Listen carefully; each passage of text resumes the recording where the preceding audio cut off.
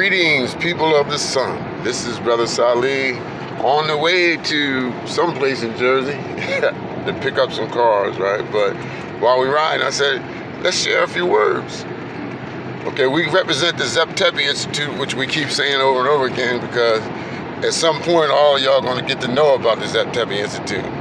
The Zeptepi Institute's very purpose is the evolution of the human being, starting with the children of the sun.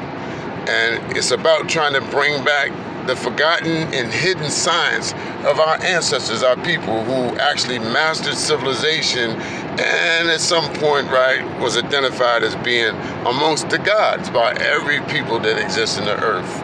If you go anywhere in the earth to any people, including Europe, they're going to tell you that their origin is with some little teeny small black people called the Twa people.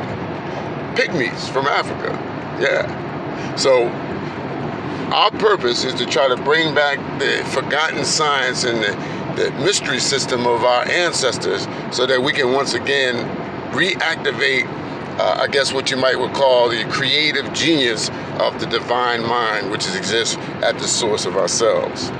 What I want to talk about a little bit this morning or whatever time it is now, right, is something I heard when I was in Moorish Science. I stopped into the Moorish Science Temple for a little while in my life, right?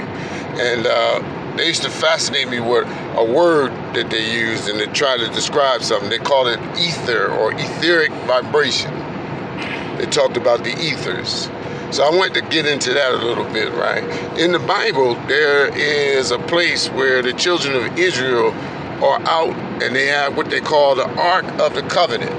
And this Ark of the Covenant, which, by the way, represents you, this Ark of the Covenant, it says that between the wings of the cherubims and from the mercy seat, that this pillar of fire by night and a cloud by day would come and follow Israel wherever they went. And it rained down manna from heaven, it gave them food, it destroyed their enemies, it did everything. So it was described as a pillar of fire by night and a cloud by day. And the name of it was called the Shekinah. They called it the Shekinah glory. And Shekinah actually meant the magnificent presence of God as he dwells amongst men. Now, I'm speaking to those people who have been kind of studious and have been together in groups of people that have built on scriptural understanding and talked about these kinds of topics together. And I want to ask you a question. I want to ask you, anytime, the scripture says it this way. It says, where there are two or more in my name, there I am also. So the scripture tries to tell you and show you that when more than one people come together, right, when you start building and talking about God, then God's presence comes there. And so those that have done this, you probably have felt the hair kind of raise up on your arms or felt that vibratory energy that came around. This is what is described by halos and what is called the human aura in the Eastern philosophies.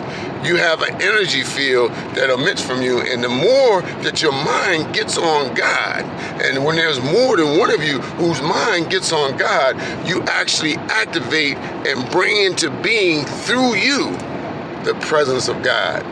This is something to think about. Brother Salih dropping a little jewel. Assalamu alaikum.